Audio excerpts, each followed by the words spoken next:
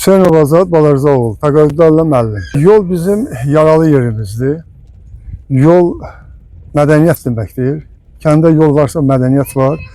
Amma bizim kəndin yolları, sizin gəlişinizdə gələndə də şahid olmuşsunuz ki, oradan çox bərbad vəziyyətdədir. Biz dəfələrlə xahiş eləmişik, müraciət eləmişik rayon rəhbərliyinə və son görüşdə rayon rəhbərliyi bizə bildirib ki, 2026-cı ildə bu yol asfaltlaşdırılacaqdır. Biz də bu ümidlə yaşayırıq. Yəqin ki, rəhbərliyin verdiyi öz sözə əməl edəcək və bizi bu çətinlikdən qurtaracaq. Qar, yağış bərk olanda gediş-gəliş demək olar ki, sıfıra inir. Gedib gəlmək olmur. Xəstələnəndir, insan robot deyilik. Bir sağlamlıq mərkəzinə çatdırmaq üçün çox əziyyətlər çəkirik. Elə ya o xəstə keçinir, ya da ölüsünü bir tərəf aparıb çatdırırıq, müəyyən köməkləri edirlər. Bu mənada bizim yol şəraitimiz çox bərbad vəziyyətdədir. Yenə deyirəm, rəhbərliyin, rayon icra hakimiyyətinin başçısının verdiyi vədəyə biz də arxalanırıq.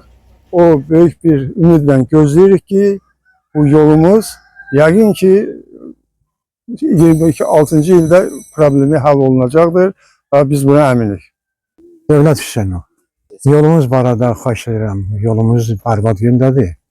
Çox bərbad gündədir. Maşınlar dağılır, kimin də bir dənə maşını var, əziyyət çəkirlər.